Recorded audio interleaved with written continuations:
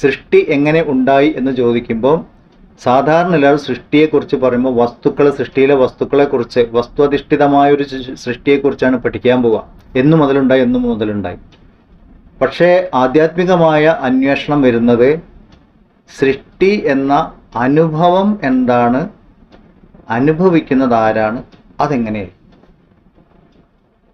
ആത്മനിഷ്ഠമായ അന്വേഷണമാണ് സൃഷ്ടിയുടെ ഉൽപ്പത്തിയെക്കുറിച്ച് പറയുമ്പോൾ നമ്മൾ ചെയ്യുന്നത്. ഇതാണ് ആധ്യാത്മികമായ അന്വേഷണം. ദർശനങ്ങളിൽ കൂടി മാത്രമേ ഇതിന് ഉത്തരം പറയാൻ പറ്റുള്ളൂ. സയൻസ് അന്വേഷിക്കുമ്പോൾ നമ്മൾ ഉണർന്നിരിക്കുന്ന ഈ ലോകത്തിനെ കുറിച്ചേ പറയാൻ പറ്റുള്ളൂ. സ്വപ്നലോകം എന്നുണ്ടായി എന്ന് പറയാൻ പറ്റില്ല, സുഷുപ്തി എന്നുണ്ടായി എന്ന് പറയാനേ പറ്റില്ല. അതിന് ആധ്യാത്മികമായ അന്വേഷണം മാത്രമേ സാധിക്കുകയുള്ളൂ. അതുകൊണ്ട് എന്നെങ്കിലും ഒരിക്കൽ ശാസ്ത്രജ്ഞന്മാരും പറയുന്നു, തത്വജ്ഞാനികളും പറയുന്നു, ഭൗതിക ശാസ്ത്രവും ആധ്യാത്മിക ശാസ്ത്രവും കൂടി കൈകോർക്കും. എന്നെങ്കിലും ഒരിക്കൽ അവർ കൈകോർക്കും എന്നുള്ളതാണ്. അങ്ങോട്ടാണ് വളർന്നുകൊണ്ടിരിക്കുന്നത്. ഒരു പടിയും കൂടി മുന്നോട്ട് പറഞ്ഞാൽ, എന്നെങ്കിലും ഒരിക്കൽ ഭൗതിക ശാസ്ത്രം എത്തിച്ചേരേണ്ട ഒരു തലത്തിലാണ് നമ്മളിപ്പോൾ പോയിക്കൊണ്ടിരിക്കുന്നത്. വളരെ മുന്നോട്ട് ഈ അന്വേഷണം നമ്മളുടെ ഉള്ളിൽ നടക്കുന്നത് കാരണം. അപ്പം ആത്മനിഷ്ഠമായ ഒരു അന്വേഷണം കൊണ്ട് മാത്രമേ ജഗത്തിൻ്റെ സത്യസ്ഥിതി നമുക്ക് അറിയാൻ പറ്റുള്ളൂ. അങ്ങനെ അന്വേഷിച്ചു പോകുമ്പോൾ ഈ ജീവൻ എന്ന് പറയുന്ന, ഞാൻ അനുഭവിക്കുന്ന ജീവത്വം യഥാർത്ഥത്തിൽ അനശ്വരമായ ബ്രഹ്മമാണ്. അത് ഈ ലോകത്തു നിന്നൊക്കെ വേറെയാണ്. ഇനി ഇവിടെ ബ്രഹ്മം മാത്രമേ ഉള്ളൂ എങ്കിൽ ബ്രഹ്മത്തിൽ നിന്നും ബ്രഹ്മമല്ലാത്തത് എങ്ങനെയുണ്ടാവും? ഈ ഒരു ചോദ്യം വരും. ബ്രഹ്മത്തിൽ നിന്ന് ബ്രഹ്മം മാത്രമല്ലേ ഉണ്ടാകാവൂ. അപ്പോഴാണ് നമ്മളൊരു കാര്യം മനസ്സിലാക്കേണ്ടത്, ബ്രഹ്മമല്ല എന്ന് ഞാൻ വിചാരിക്കുന്നതൊക്കെ ബ്രഹ്മം തന്നെയാണ്, ദൈവമല്ല എന്ന് ഞാൻ വിചാരിക്കുന്നതൊക്കെ ദൈവം തന്നെയാണ്. അപ്പം വിശ്വമായിട്ട് കാണുന്നത് ബ്രഹ്മമാണ് എന്ന് നമുക്കിപ്പം മനസ്സിലായി കഴിഞ്ഞാൽ പിന്നെ വിശ്വത്തിനെ ഞാൻ കാണുമ്പോൾ ബ്രഹ്മമായിട്ട് കാണണം. അതിനെ ബ്രഹ്മത്തിൽ നിന്ന് വേറെയായിട്ട് കാണുമ്പോഴാണ് നമ്മുടെ പ്രശ്നം. ഒന്നായ നിന്നയിഹ രണ്ടെന്നു കണ്ടളവിൽ ഉണ്ടായൊരുണ്ടൽ ബധമുണ്ടാവതല്ല മമ. അതാണ് ഏകമായിരിക്കുന്ന ബ്രഹ്മത്തിനെ, ബ്രഹ്മമാനന്ദ സ്വരൂപമാണ്, അതിനെ ഞാൻ വേറെയായിട്ട് കണ്ടു. അതോടുകൂടി എന്തായി? പ്രശ്നങ്ങളായി, ദുഃഖങ്ങളായി. ഈ വിഭജനമാണ് പ്രശ്നം. അപ്പോൾ നമ്മൾ കാണുന്നത് ആ ഒരു ദൃഷ്ടിയോടുകൂടി ഇനി കാണാൻ സാധിക്കുള്ളൂ. അങ്ങനെ കാണാവൂ. അപ്പോൾ വ്യവഹാരത്തിൽ നമ്മൾ പലതുമായിട്ടൊക്കെ കാണും. പക്ഷേ നമ്മളെപ്പോഴും ബോധിക്കേണ്ടത്, ഞാൻ പലതായിട്ട് കാണുന്നുണ്ടെങ്കിലും കാണുന്നത് എല്ലാം ഒരേ ചൈതന്യത്തിനെയാണ്. നമ്മളൊരു ജ്വല്ലറി പോയിട്ട് ആഭരണങ്ങൾ കാണുന്നത് പോലെ വളയും മോതിരവും മാലയും നെക്ലേസും പാദസരം എല്ലാം അവിടെ ഉണ്ട്. ഇതൊക്കെ വേറെ വേറെ ആയിട്ട് കാണുന്നുണ്ടെങ്കിലും കാണുന്നത് സ്വർണത്തിനെയാണ്. ഈ മൺപാത്രത്തിനെയൊക്കെ ഉദാഹരണമായിട്ട് പറയാം. ചട്ടിയും കലവും കുടുക്കയും എല്ലാം ഉണ്ടാവും, കാണുന്നത് മണ്ണിനെയാണ്. ഇതിനെ നമ്മൾ ആധ്യാത്മിക ദൃഷ്ടി എന്ന് പറയും. അപ്പോൾ ജീവിതത്തിനെ ആധ്യാത്മിക ദൃഷ്ടിയിൽ കൂടെ കാണുമ്പോൾ മാത്രമേ ഈ പരിമിതികളിൽ നിന്നെല്ലാം ഉയർന്ന് അതിനെല്ലാം അതീതമായൊരവസ്ഥയിലെത്തി ആനന്ദം എന്നൊരവസ്ഥയിലേക്ക് നമ്മൾ എത്തിച്ചേരുള്ളൂ. അതാണ് നമ്മുടെ യഥാർത്ഥമായിട്ട് നമ്മൾ എത്തേണ്ട തലം. അതാണ് നമ്മൾ അറിവില്ലായ്മ കാരണം ഈ ആനന്ദത്തിൽ നിന്ന് കുറേ ദൂരേക്ക് വന്നു. ആ അജ്ഞാനത്തിനെ, മറവിനെ ഇല്ലാണ്ടാക്കി കൊണ്ടുവരണം. അപ്പോഴേ നമ്മൾ ആനന്ദം എന്ന അവസ്ഥയിലേക്ക് എത്തുള്ളൂ. ഇനി ഭഗവാൻ പറയുന്നത്, ഋഷിമാർ നമുക്ക് പറഞ്ഞു തരുന്നത്, ഇപ്പം നിർഗുണ നിരാകാരത്തിൽ നിന്നാണ് ഇതെല്ലാം ഉണ്ടായത് എന്നൊക്കെ പറഞ്ഞു. പക്ഷെ ഡയറക്റ്റ് നമുക്ക് ബ്രഹ്മത്തിലേക്ക് എത്താൻ പറ്റുമോ? ഇല്ല. അപ്പം എന്ത് വേണം? അന്വേഷണം നമ്മളിൽ നിന്ന് തുടങ്ങണം. എനിക്ക് എന്താണോ ഇപ്പോൾ എൻ്റെ കയ്യിലുള്ളത്, അവൈലബിൾ ആയിട്ടുള്ളത്, അതിൻ്റെ സത്യാവസ്ഥ അന്വേഷിച്ച് തുടങ്ങണം. കാരണം ഇത് അതിൻ്റെ ഭാഗമാണ്. നമ്മൾ പൂർണ്ണമത പൂർണ്ണമിതം എന്ന് പറയാം. അപ്പം ഇതെന്താണ് എന്ന് അന്വേഷിച്ചു കഴിഞ്ഞാലേ അതെന്താണെന്ന് മനസ്സിലുള്ളൂ. എന്ന് പറഞ്ഞാൽ ജീവൻ എന്താണ്, ദേഹം എന്താണ്, ജഗത്ത് എന്താണ് എന്ന് അന്വേഷിച്ചുകൊണ്ട് അതിൻ്റെ ഉത്ഭവത്തിലേക്ക് പോകുമ്പോൾ ബ്രഹ്മത്തിലേക്ക് എത്തും. ഇതാണ് ഇനി അടുത്ത ഭാഗം നമുക്ക് പറയുന്നത്. ഇതിന് അഭയപ്രതിഷ്ഠ എന്ന് പറയും. ഭയമില്ലാത്ത തലത്തിലേക്ക് എത്തുക എന്നുള്ളതാണ് ഇത് പറയുന്നത്. അസദ്വാ ഇതമഗ്ര ആസീദ് എന്ന് പറയും. ഇവിടെ ആദ്യം അസത്ത് മാത്രമേ ഉണ്ടായിരുന്നുള്ളൂ. ഒരു വലിയ പ്രശ്നമാണല്ലോ. അസത്ത് എങ്ങനെയുണ്ടാവും? അസത്ത് എന്ന് പറഞ്ഞാൽ ഉണ്മയില്ലാത്തത് എന്നാണ് അർത്ഥം. മാറിക്കൊണ്ടിരിക്കുന്നത്, അതിന് സത്യമില്ല. അപ്പൊ ഇല്ലാത്തതായിരുന്നു ഇവിടെ ആദ്യം ഉണ്ടായത്. ഇതാണ് മന്ത്രത്തിന്റെ അർത്ഥം. വളരെ രസമാണ് ഈ മന്ത്രത്തിന്റെ അർത്ഥം വായിച്ചു കഴിയുമ്പോൾ. കൺഫ്യൂഷൻ ആവാനുള്ള എല്ലാ സാധ്യതയുണ്ട്. നമുക്ക് നോക്കാം എന്താണ് എഴുതിയിരിക്കുന്നത് എന്നുള്ളത്.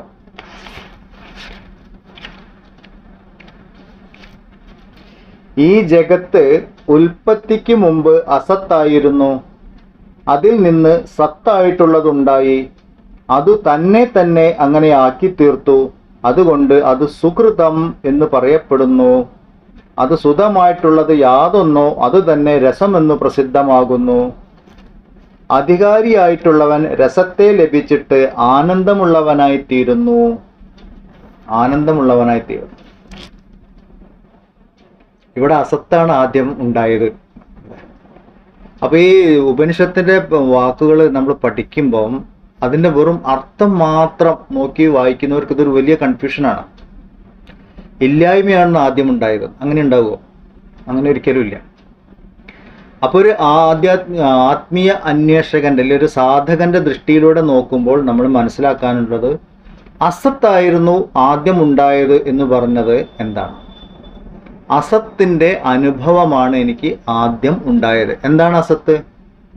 ദേഹം, ജഗത്ത്. ഇതിപ്പോ നമ്മൾ കണ്ടു, മാറിക്കൊണ്ടിരിക്കുന്നത്, സത്യമല്ലാത്തത്. അപ്പൊ ജഗത്തിന്റെ അനുഭവമാണ് ആദ്യം ഉണ്ടായത്. അതാർക്കും ഇല്ല എന്ന് പറയാൻ പറ്റില്ല, നിരാകരിക്കാൻ പറ്റാത്തൊരു സത്യമാണത്. ദേഹത്തിന്റെ അനുഭവമാണ് ആദ്യം തന്നെ ഉണ്ടാവുന്നത്. അസത്തിൽ നിന്നും സത്തുണ്ടായി. അങ്ങനെ ഉണ്ടാവുമോ? അങ്ങനെ ഒരിക്കലും ഉണ്ടാവില്ല. ഇല്ല, ഇല്ലായ്മയിൽ നിന്നാണ് ഉണ്മ ഉണ്ടായത് പറയാൻ പറ്റും? ഇല്ല. പക്ഷെ നമ്മൾ പഠിക്കുകയാണെങ്കിൽ, ദേഹത്തിനെ പഠിക്കുകയാണെങ്കിൽ, ജഗത്തിനെ പഠിക്കുകയാണെങ്കിൽ, അതിൻ്റെ ആധാരം എന്താണ് എന്നറിയാൻ ശ്രമിക്കുമ്പോൾ നമ്മൾ സത്തിലേക്ക് എത്തിച്ചേരും, ബ്രഹ്മത്തിലേക്ക് എത്തിച്ചേരും. ഇപ്പൊ എങ്ങനെയുണ്ടായത്? അന്നമയ കോശം, അത് അസത്താണെന്ന് കണ്ടു. പ്രാണമയ കോശം, മനോമയ കോശം, വിജ്ഞാനമയ കോശം, ആനന്ദമയ കോശം, ബ്രഹ്മം. ഇതാണ് യാത്ര. അപ്പൊ ആദ്യം നമ്മൾ തുടങ്ങുന്ന ദേഹത്തുനിന്ന് തന്നെയാണ്, ഞാൻ. എന്നിട്ട് എന്നിലെ ഞാൻ എന്താണ് എന്നുള്ളൊരു യാത്രയാണ്. ആ യാത്ര തുടങ്ങി മുന്നോട്ട് പോയി നമ്മൾ എത്തുമ്പോൾ സത്തിലേക്ക് എത്തും. അതാണ് ഇവിടെ പറഞ്ഞത്. സത്തിൽ നിന്നും അസത്തിൽ നിന്നും സത്തുണ്ടായി എന്ന് പറയാൻ കാരണം അതാണ്. അപ്പോൾ ആരെങ്കിലുമൊക്കെ ഈ ഇതിനെ വിമർശിക്കുന്ന സമയത്ത് നമ്മൾ ആദ്യം പറയേണ്ടത്, സത്യാന്വേഷണത്തിന്റെ ആദ്യപടി തുടങ്ങുന്നത് ദേഹത്തിനെ അവലോകനം ചെയ്തുകൊണ്ടാണ്. അതുകൊണ്ടാണ് അസത്താണ് ആദ്യം ഉണ്ടായത് എന്ന് പറയുന്നത്. അല്ലാതെ സൃഷ്ടിയിൽ അങ്ങനെയാണെന്നല്ല. നമ്മൾ സത്യാന്വേഷണമാണ് ചെയ്യുന്നത്. എന്താണ് യഥാർത്ഥം എന്ന് അന്വേഷിച്ചുകൊണ്ടിരിക്കുകയാണ്. അപ്പൊ ദേഹത്തിൽ നിന്ന് തുടങ്ങി, പിന്നെ പടിപടിയായിട്ട് നമ്മൾ മുന്നോട്ട് പോയി. അപ്പോഴാണ് നമുക്കൊരു കാര്യം മനസ്സിലായത്. ഒരു സങ്കല്പം, ബ്രഹ്മത്തിലുണ്ടായ ഒരു സങ്കല്പമാണ് ഇതെല്ലാം അനുഭവമായിട്ട് നമ്മൾ മാറ്റിയിരിക്കുന്നത്. സങ്കല്പം യാഥാർത്ഥ്യമാവോ? ഇങ്ങനൊരു ചോദ്യം ഉണ്ടല്ലോ. ഇതിനെ ബേസ് ചെയ്തിട്ടുള്ള ഒരു വലിയ പുസ്തകം, വളരെ ഫേമസ് ആയിട്ടുള്ള പുസ്തകമാണ് ദ സീക്രട്ട് എന്ന് പറഞ്ഞിട്ടുള്ളത്. സങ്കല്പം യാഥാർത്ഥ്യമാവോ എന്നുള്ളതാണ്. ഈ ഒരൊറ്റ വിഷയം കൈകാര്യം ചെയ്യുന്നതാണ് യോഗവാസിഷ്ടം. വസിഷ്ഠ മുനി ശ്രീരാമന് ഉപദേശിച്ച തത്വങ്ങളാണ്. എങ്ങനെയാണ് സങ്കല്പങ്ങൾ ജഗത്തായിട്ട് മാറുന്നത് എന്നുള്ളതാണ്. ഇവിടെ അത് തന്നെ പറയുന്നു. സങ്കല്പമാണ് യാഥാർത്ഥ്യമായതെങ്കിൽ, ഇപ്പം നമ്മുടെ ഉള്ളിലൊക്കെ ഒരുപാട് ചിന്തകൾ എപ്പോഴും വന്നുകൊണ്ടിരിക്കും. പല പല ചിന്തകൾ വന്നു നിന്നു പോയിക്കൊണ്ടിരിക്കും. ചിലതൊക്കെ നമ്മൾ അറിയും, ചിലതൊന്നും നമ്മൾ അറിയില്ല. ചില ചിന്തകളുമായിട്ട് നമ്മൾ ചേർന്ന് നിന്ന് കഴിഞ്ഞാൽ, അതായത് ഞാൻ അതുമായിട്ട് ചേർന്ന് കഴിഞ്ഞാൽ അതിന് ബലമായി. പിന്നെ വീണ്ടും വീണ്ടും ആ ചിന്തകൾ വരും. അങ്ങനെ ചിന്തകൾ ദൃഢമാവുമ്പോൾ അതിനനുസൃതമായ ഒരു അനുഭവ മണ്ഡലം ഉണ്ടാവും. ആ അനുഭവ മണ്ഡലത്തിൽ നമ്മൾ അനുഭവത്തിലൂടെ കടന്നു പോകും. അതാണ് ഇവിടെ തപസ് ചെയ്തു എന്നിട്ട് അതിൽ പ്രവേശിച്ചു എന്നൊക്കെ നമ്മളിപ്പോൾ കഴിഞ്ഞ ക്ലാസ്സിൽ പറഞ്ഞ മന്ത്രം പറഞ്ഞിരിക്കുന്നത്. ഇപ്പോൾ ഉദാഹരണമായിട്ട് ഒരു സിനിമ കാണണം എന്നൊരു ചിന്ത വന്നു വിചാരിക്കുക. നമ്മൾ മനസ്സിൽ പല ചിന്തകളും വന്നുകൊണ്ടിരിക്കും. ഒരു സിനിമ കാണണം, ഇപ്പോൾ ലേറ്റസ്റ്റ് ഒരു ഹിറ്റ് പിക്ചർ കാണണം എന്ന് വിചാരിക്കും. അത് വന്നു നിന്ന് പോയി. പിന്നെ വീണ്ടും വന്നു. പിന്നെ ആരെങ്കിലും പറയുന്നത് കേട്ടു. പിന്നെ അതിനെക്കുറിച്ച് വായിച്ചു, റിവ്യൂ വായിച്ചു. ഇതിങ്ങനെ മനസ്സിൽ വീണ്ടും വീണ്ടും വീണ്ടും വീണ്ടും ഈ ചിന്തകൾ വരും. എന്ന് പറഞ്ഞാൽ നമ്മൾ ആ സങ്കല്പം തപസ്സായിട്ട് തുടങ്ങി വീണ്ടും വീണ്ടും ആലോചിച്ചു. പിന്നെ എന്തുണ്ടാവും? അത് കാണണം എന്ന് നമ്മൾ തീരുമാനിക്കും. എന്ന് പറഞ്ഞാൽ നമ്മുടെ മുന്നിൽ ആ അനുഭവ മണ്ഡലം രൂപപ്പെടാൻ തുടങ്ങി. പിന്നെന്ത് ചെയ്യും? നമ്മൾ പോയി സിനിമ കാണാൻ തുടങ്ങും. എന്ന് പറഞ്ഞാൽ അനുഭവ മണ്ഡലത്തിലേക്ക് നമ്മൾ പ്രവേശിച്ചു. സിനിമ കാണുക എന്നൊരു ലോകം സൃഷ്ടിക്കപ്പെട്ടു അവിടെ. എന്ന് പറഞ്ഞാൽ ഞാൻ സിനിമയിലേക്ക് പ്രവേശിച്ചു, കണ്ടുകൊണ്ടിരിക്കും. ഇങ്ങനെയാണ് ചിന്തകൾ ദൃഢമാവുക. ഇതിപ്പോൾ നമ്മുടെ സാധാരണ ജീവിതത്തിൻ്റെ ഒരു ഉദാഹരണം പറയുകയാണെങ്കിൽ, പക്ഷെ നമ്മളുടെ മുന്നിൽ കാണുമ്പോൾ സങ്കല്പം ദൃഢമാവുന്നത് ഈ ലോകത്തിനെ, നമ്മളുടെ സങ്കല്പം ഓരോ വ്യക്തിയും അവനവൻ്റെ ലോകത്തിനെ ഇതുപോലെ സൃഷ്ടിക്കുന്നതാണ്. അപ്പം അങ്ങനെ സൃഷ്ടിച്ചു കഴിഞ്ഞിട്ട് അവൻ തന്നെ, ആ വ്യക്തി തന്നെ അതിൽ പ്രവേശിച്ച് ആ അനുഭവത്തിനെ അനുഭവിച്ചു കൊണ്ടിരിക്കണോ? എന്തിനാണ് ഈ ലോകം ഉണ്ടായത്? അങ്ങനൊരു ചോദ്യം വരും. ഈ ലോകം ഉണ്ടായത് ഞാൻ എന്നിലേക്ക് എത്താൻ വേണ്ടി തന്നെയാണ്. ഈ സങ്കല്പത്തിൽ നിന്ന് ഞാൻ മാറി നിൽക്കണം. തൽക്കാല സമയത്ത് ഞാൻ ആ സങ്കല്പത്തിൽ കൂടെയൊക്കെ പോകുന്നുണ്ടെങ്കിൽ കുറേ കഴിയുമ്പോൾ നമ്മളുടെ എല്ലാ പ്രവൃത്തിയും നോക്കിയാലും അറിയാം, എല്ലാ പ്രവൃത്തിയുടെയും പിന്നിലെ നമ്മളെ പ്രവർത്തിപ്പിക്കുന്ന ആ മോട്ടിവേറ്റിംഗ് ഫാക്ടർ, പ്രചോദന ശക്തി എന്താണ്? ആത്മാന്വേഷണമാണ്, ആനന്ദാന്വേഷണമാണ്. എന്ന് പറഞ്ഞാൽ സങ്കല്പത്തിൽ നിന്ന് പിൻവാങ്ങലാണ്. അപ്പം ആ തലത്തിലേക്കാണ് നമ്മൾ മാറേണ്ടത്. ഇവിടെ പറയുന്നു, ജഗത്ത് ഉൽപ്പത്തിക്ക് മുമ്പ് അസത്തായിരുന്നു, അതിൽ നിന്ന് സത്തായിട്ടുള്ളതുണ്ടായി, അത് തന്നെ തന്നെ അങ്ങനെയാക്കി തീർത്തു, അതുകൊണ്ട് അത് സുകൃതം എന്ന് പറയുന്നു. ജഗത്തായി മാറിയത് അവനവൻ തന്നെ. ഇപ്പോൾ ഒരു സ്വപ്നലോകം ഉദാഹരണമായിട്ട് പറയുകയാണെങ്കിൽ, സ്വപ്നലോകത്തിനെ ഉണ്ടാക്കിയത് സ്വപ്നം കാണുന്ന വ്യക്തിയാണ് എന്ന് പറഞ്ഞതുപോലെ ഓരോ വ്യക്തിയുടെയും ജീവിതാനുഭവങ്ങൾ ആ വ്യക്തിയുടെ സങ്കല്പമാണ്, അയാൾ സ്വയം ഉണ്ടാക്കിയതാണ്.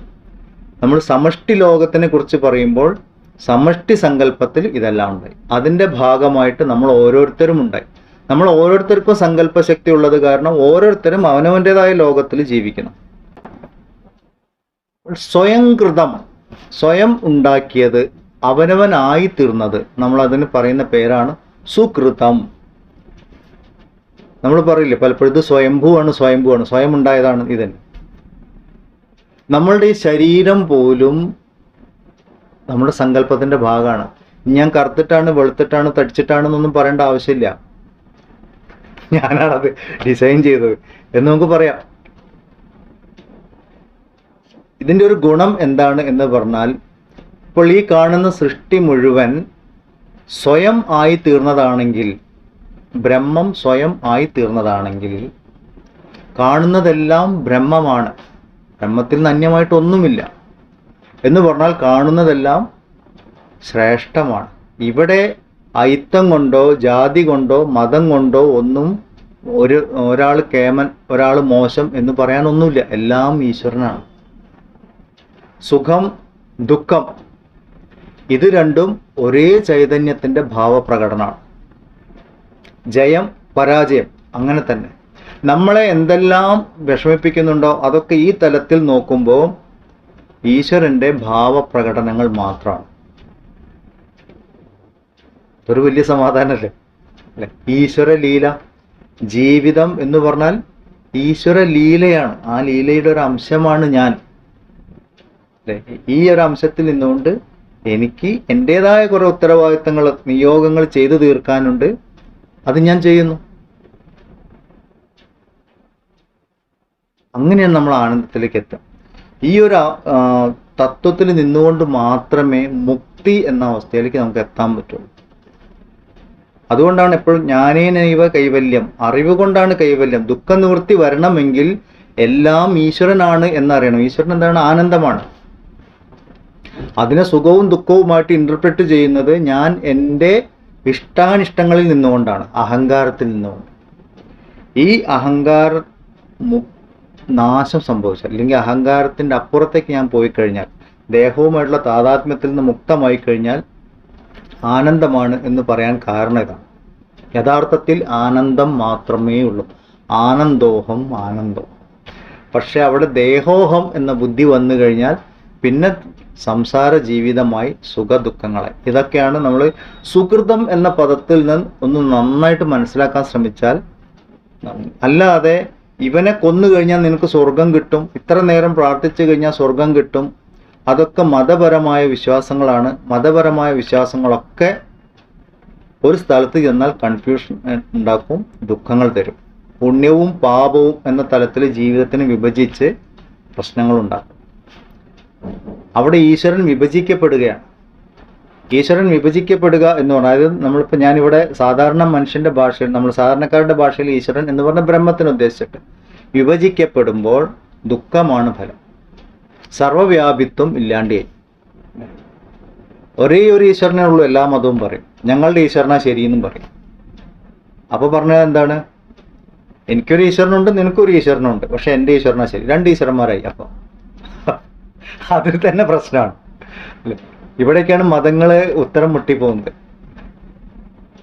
നമ്മൾ ഒരേ ഒരു ഈശ്വരൻ എന്ന് പറയില്ല, ഏകനായ ഈശ്വരൻ എന്നല്ല പറയാം, ഏകമായിരിക്കുന്ന തത്വം എന്താ പറയാം. ബാക്കി ഈശ്വര ചിന്തകളൊക്കെ ഈ ജാഗ്രത അവസ്ഥയുടെ ഭാഗം മാത്രമാണ്.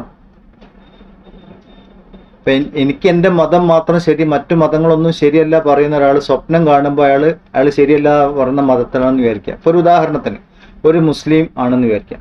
ഒരു മുസ്ലിം വിശ്വാസിയെ സംബന്ധിച്ചിടത്തോളം മുസ്ലിം വിശ്വാസം മാത്രമാണ് ശരി, ബാക്കിയൊക്കെ തെറ്റാണ്. അയാൾ സ്വപ്നം കാണുമ്പോൾ അയാൾ ക്രിസ്ത്യാനിയായി, അങ്ങനെ സംഭവിക്കാമല്ലോ. അല്ലെങ്കിൽ അയാൾ ഹിന്ദുവായി, എന്ത് ചെയ്യും? അപ്പൊ കുടുങ്ങിയില്ലേ? ഈ ഒരു പ്രശ്നം മതങ്ങളിലുണ്ട്. തത്വചിന്തയിൽ അതില്ല. കാരണം തത്വചിന്ത ഇതിനൊക്കെ അപ്പുറത്തേക്ക് പോയി, നമ്മൾ അവസ്ഥാത്രയങ്ങൾക്കും അതീതമായിരിക്കുന്ന തലത്തിലേക്ക് പോയി. അതുകൊണ്ട് സുകൃതം എന്ന് പറയുമ്പോൾ ഈ സൃഷ്ടി സുകൃതമാണ്, ബ്രഹ്മം സ്വയം അങ്ങനെ ആയിത്തീർന്നതാണ് എന്ന് പറയുമ്പോൾ സൃഷ്ടിയെ നോക്കി സ്രഷ്ടാവിനെ കാണാൻ നമുക്ക് സാധിക്കും. സൃഷ്ടിയെ ആദരിക്കുമ്പോൾ സ്രഷ്ടാവിനെ ആദരിക്കുകയാണ്. അതുകൊണ്ട് മരത്തിനെ പൂജിച്ചാലും കല്ലിനെ പൂജിച്ചാലും പുഴയെ പൂജിച്ചാലും ഈശ്വരനെയാണ് പൂജിക്കുന്നതെന്ന് ഇതറിയുന്ന ആൾക്ക് യാതൊരു ബുദ്ധിമുട്ടില്ലാതെ മനസ്സിലാക്കാൻ സാധിക്കും. ഈ ഒരു തലത്തിലുള്ളൂ. ഇങ്ങനെ നോക്കുമ്പോൾ നമ്മൾ ജീവിതത്തിലെ ഓരോ അനുഭവങ്ങളും ഈ സുകൃതത്തിന്റെ ഭാഗമാണ് എന്ന് അറിഞ്ഞു കഴിഞ്ഞാൽ പിന്നെ ആനന്ദം മാത്രമേ ഉള്ളൂ. കാരണം സുകൃതം ആനന്ദമാണ് ലോകമായിട്ട് മാറിയതെങ്കിൽ ലോകത്തിന്റെ ഓരോ ഭാഗത്തും ആനന്ദമുള്ളൂ. നമ്മളിപ്പോൾ ഈ കൽക്കണ്ടം എടുക്കുന്ന പോലെ കൽക്കട്ടത്തിന്റെ ഓരോ പീസ് എടുത്ത് നോക്കിയാലും മധുരം മാത്രമേ ഉള്ളൂ എന്ന് പറഞ്ഞതുപോലെ. പക്ഷെ നമ്മുടെ അറിവില്ലായ്മ കൊണ്ട് നമ്മൾ സുഖം ദുഃഖം ഇതാക്കും. എന്നിട്ട് നമ്മൾ ദൈവത്തിനോട് എന്തിനാ ദൈവമേ ദുഃഖം തന്നത് എന്ന് ചോദിക്കും. അതും ദൈവത്തിന്റെ പ്രകടനമാണ്, ആനന്ദത്തിലെ ഒരു തിരയാണ് എല്ലാം എന്ന് മനസ്സിലാക്കി കഴിഞ്ഞാൽ ആനന്ദം മാത്രമേ ഉള്ളൂ. അതാണ് ഇവിടെ പറഞ്ഞത്. അങ്ങനെയുള്ള ആൾ ഈ സൃഷ്ടിയിൽ രസം അനുഭവിക്കുന്നു. രസം അനുഭവിക്കുന്നു എന്ന് പറഞ്ഞാൽ ആനന്ദം അനുഭവിക്കുന്നു. സൃഷ്ടി ഉണ്ടായത് രസത്തിലാണ് എന്ന് പറഞ്ഞാൽ ആനന്ദത്തിലാണ്. രസം എന്ന് പറഞ്ഞാൽ നമ്മളെ ഭക്ഷണത്തിന്റെ കൂടെ കഴിക്കുന്ന രസം അല്ല, അല്ലെങ്കിൽ ടേസ്റ്റ് എന്ന അർത്ഥത്തിലല്ല, ആനന്ദം എന്ന അർത്ഥത്തിലാണ് പറഞ്ഞിരിക്കുന്നത്. അങ്ങനെ അറിവുള്ളൊരു വ്യക്തി സൃഷ്ടിയിൽ ആനന്ദം മാത്രം അനുഭവിക്കുന്നു. കാരണം അയാളുടെ ആ ജ്ഞാനദൃഷ്ടിയിലൂടെ നോക്കുമ്പോൾ ഇവിടെ ആനന്ദം മാത്രമേ ഉള്ളൂ. അതുകൊണ്ടാണ് ആനന്ദം മാത്രം എപ്പോഴാണ് നമ്മൾ അനുഭവിക്കുക? പൂർണ്ണതയിൽ അനുഭവിക്കുക ആനന്ദം. അയാൾ പൂർണ്ണനായി, അയാൾക്ക് ഇനി ഒന്നുമില്ല. ബ്രഹ്മവിദാപ്നോതി പരം തദ്ദേശാഭ്യുക്ത സത്യം ജ്ഞാനം അനന്തം ബ്രഹ്മ യോ വേദ നിഹിതം ഗുഹായാം പരമേ വ്യോമൻ സ്വ അശ്നുതേ സർവാൻ കാമാൻ സഹ. നമ്മൾ ആദ്യം പഠിച്ച മന്ത്രങ്ങൾ. അയാൾ സർവകാമങ്ങളെയും പൂർത്തീകരിച്ചു. ആര്? ഹൃദയാകാശത്തിൽ ആത്മാവിനെ സാക്ഷാത്കരിച്ച ആള്. എന്ന് പറഞ്ഞാൽ ഈ കാണുന്നതെല്ലാം ബ്രഹ്മമയമാണ്. ഈ ദേഹവും ദേഹത്തിനോട് ചേർന്നതെല്ലാം ബ്രഹ്മമയമാണ്, ബ്രഹ്മത്തിലെ സങ്കല്പമാണ് എന്നറിഞ്ഞാൽ പൂർണ്ണതയിലെത്തിയ ആനന്ദം മാത്രം. ഇതാണ് ഇത്രയും മന്ത്രത്തിൽ നിന്ന് നമുക്ക് മനസ്സിലാക്കി എടുക്കാനുള്ളത്. കുറച്ച് ആഴത്തിൽ മനസ്സിലാക്കണം. ഉപനിഷത്ത് പാഠങ്ങളായത് കാരണം ഒരു പുരാണം വായിക്കുന്നത് പോലെയോ അല്ലെങ്കിൽ അങ്ങനെ കേട്ടു പോകാനുള്ളതല്ല. കേട്ടത് നമ്മൾ ജീവിതവുമായിട്ട് ജീവിതാനുഭവങ്ങളുമായിട്ട് ചേർത്ത് ചിന്തിക്കണം. അപ്പോഴാണ് നമുക്കതിൻ്റെ ശരിയായ തലങ്ങളിലേക്ക് എത്താൻ പറ്റുള്ളൂ. ഇത് അനുഭവത്തിലേക്ക് വരാൻ സാധിക്കും.